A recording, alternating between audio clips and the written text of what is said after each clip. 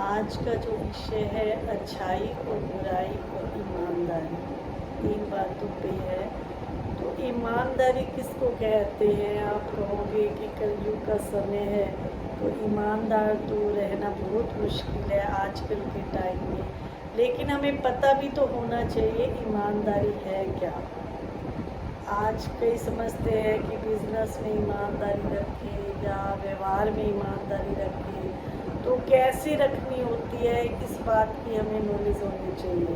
देखो कलयुग है, कलयुग में हर तरफ मारा मारी, धोखाधड़ी और एक दूसरे को धोखा देना, ईमानदार तो बहुत ही कम लोग मिलते हैं। लेकिन है, बाबा कहते कि आप थोड़ा सा तो बचाव रखें। मान लो आप कहीं पहाड़ी पे जा रहे हैं तो आप ध्यान दोगे ना कि कहीं मैं गिर ना जाऊं, आराम से चलो, ऊपर नीचे सब तरफ देख के चलो, तो देखना होता है। तो ऐसे ये कलयुग है, बहुत कांटों की दुनिया है यहाँ पे। एक दूसरे को दुख भी दे रहे हैं, एक दूसरे को यूज़ भी कर रहे हैं।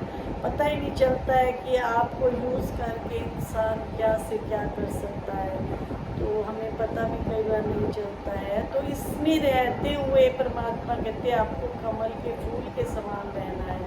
जैसे कमल का फूल जो है रहता कीचड़ में है लेकिन अलग से खिल के रहता है। तो हम अपनी पहचान बना सकते हैं। बहुत सी आत्माएं ऐसी हैं जो रह इस कलयुग में रही हैं लेकिन अपनी पहचान बनाए हुए हैं। शिवानी दीदी को देख लो आप, और हमारी बड़ी बड़ी बहनें हैं, दीदी दादियाँ हैं, या आप और कहीं भी देख सकते हैं। बहुत ऐसी आत्माएं हैं जो बहुत ही अपना जीवन ईमानदारी से, अच्छाई से जी रहे हैं।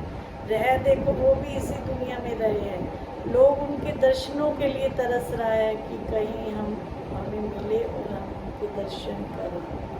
तो ये सचमुच हमारी जो बहनें हैं, हमारी दीदी दादियाँ हैं, देवियों के समान हैं।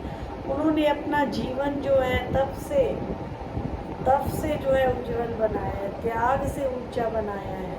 तो हम भी घर गृहस्थ में रहते हुए कुछ तो करें, कुछ तो बने, ज़्यादा नहीं तो कुछ तो करके दिखाएं। उसके लिए छोटी छोटी बातों पे ध्यान देना होता है। एक तो किसी की निंदा ना करें, किसी की भी आप बुराई ना करें, किसी की भी आप कमियां ना देखें।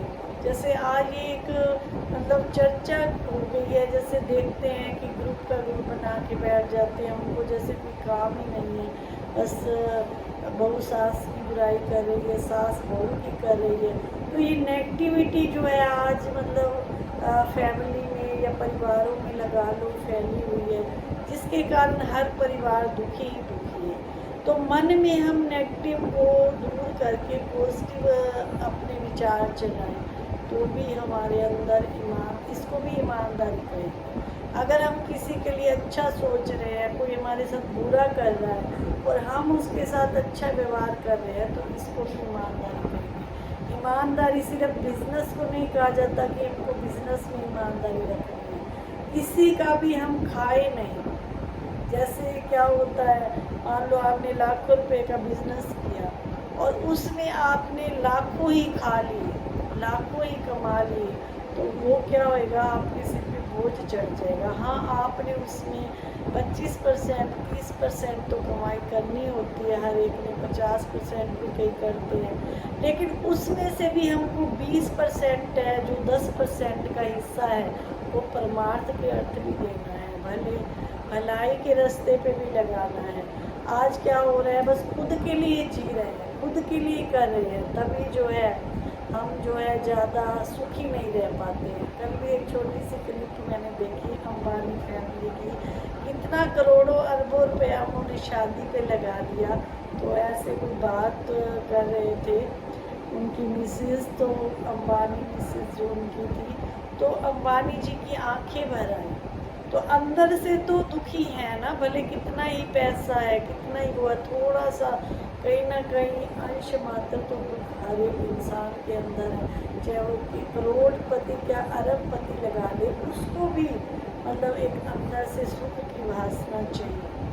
तो वो कैसे आएगी? संबंधों में अपना व्यवहार अच्छा रखें, और बिजनेस में भी हमको 10वां हिस्सा जो है अच्छाई की तरफ, परमार्थ की तरफ लगाना है, गरीबों की सेवा करनी है, और ज़्यादा हम जितना हाई हाई करते हैं, जितना हम खाते हैं, उतना हमारे सिर पर बोझा रहता है।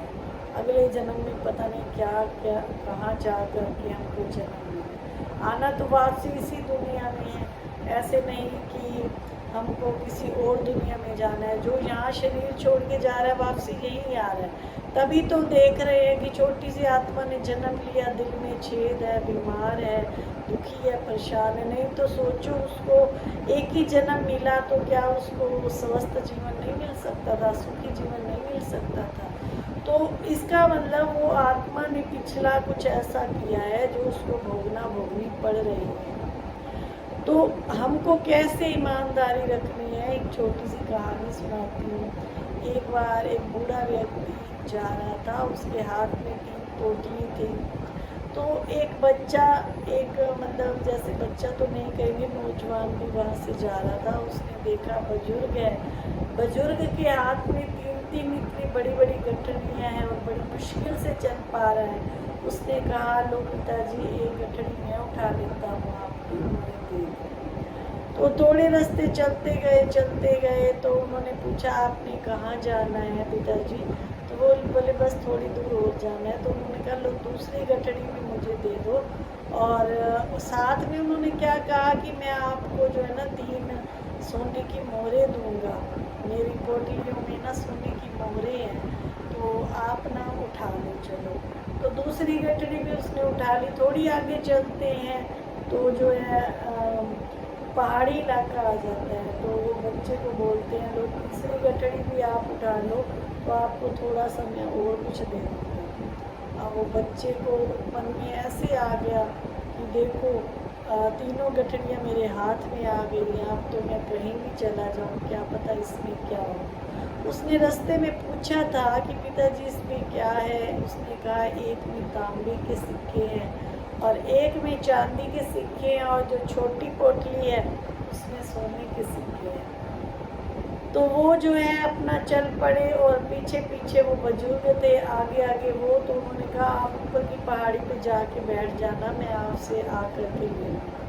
बच्चे ने सोचा वो बूढ़ा है, बैठा रहेगा और मैं तीनों पोटलियाँ लेके अपने घर चलता हूँ। भागता भागता अपने घर आता है। घर आके पोटलियों को रखता है। जैसे ही पोटलियों को रखता है, पहली पोटली खोलता है तो उसमें भी पत्थर, दूसरी खोलता है उसमें भी पत्थर और तीसरी में भी पत्थर। तो बहुत परेशान हो गया कि मैं कैसे बोझ उठाया और उसमें से निकला भी कुछ नहीं। वो जो बुजुर्ग व्यक्ति था वो उसी देश का राजा था, उसके घर में कोई संतान नहीं थी। तो वो जो है एक राजा की तलाश में निकला था कि कोई ईमानदार व्यक्ति मुझे मिलेगा तो उसको मैं राज्य पद जो है मैं दे दूँगा। तो अभी जो है वो घर बैठा ही था, इतने में राजा के सैनिक वहाँ पहुँच जाते हैं उसके घर में। राजा उनको आकर के सारी स्टोरी बताते हैं कि आज तू अगर ईमानदार रहता तो तू राजा बन सकता था, और एक पत्थर के पीछे तू भागता रहा, पहाड़ों पे चढ़ता रहा और तुझे ये भी नहीं पता चला कि मैं क्या कर रहा हूँ। ईमानदारी अंदर से रखनी होती है। दिखावा, हाँ कुछ बातें हमारी दिखाई भी देती हैं। अगर हम दुनिया के साथ सच्चे, साफ हैं, ईमानदार हैं, फैमिली के साथ वफादार हैं, उनका अच्छे से हम पूरा उनका काम करते हैं, अच्छे से व्यवहार करते हैं, तो परमात्मा देख रहा है, वो हमें सतयुग की दुनिया में एक दिन तो भेज ही देगा। क्योंकि जो व्यक्ति अच्छाई के रास्ते पे चल रहा है तो साथ साथ इस कलयुग में सतयुग की स्थापना भी हो रही है। जो परमार्थ के रास्ते पे चल रहे हैं, अच्छे कर्म कर रहे हैं, उन आत्माओं का रास्ता साफ है। वो आत्माएं जो हैं वो स्वर्ग में पहुँचेंगी। क्योंकि इस कलयुग पे ही फिर से दोबारा सतयुग आना है। तो ऐसे कर्म ना करें। पत्थरों के पीछे जो आज हम भाग रहे हैं, जो ये अभी हमको ये दिखता है कि उसके वो बहुत ऐश से रह रहे हैं, वो बहुत ऐश से रह रहे हैं, लेकिन ये कलयुग में तो दुख ही दुख है। चाहे कोई पैसे वाले हैं, चाहे कोई बिना पैसे वाले हैं, नानक दुखिया सब संसार। और जिसने एक परमात्मा के नाम का सहारा ले रखा है, बस वही सुखी है। और वही आत्माएं दोबारा फिर स्वर्ग में आएंगी। क्योंकि ये सृष्टि रूपी नाटक जो है घूम रहा है, चल रहा है। सतयुग आएगा फिर त्रेता युग, फिर द्वापर, अभी कलयुग। कलयुग के बाद फिर क्या आएगा? सतयुग ही आएगा। तो ऐसे हम कर्म ना करें जो हमारी सतयुग की सीट हमको ना मिले। ऐसे कर्म करें जो हमारी सतयुग की सीट जो है रिजर्व हो जाए, और परमात्मा जो लेके खड़ा है हीरे मोती के खजाने, वो दिन रात हम लूटते रहें, लूटते रहें।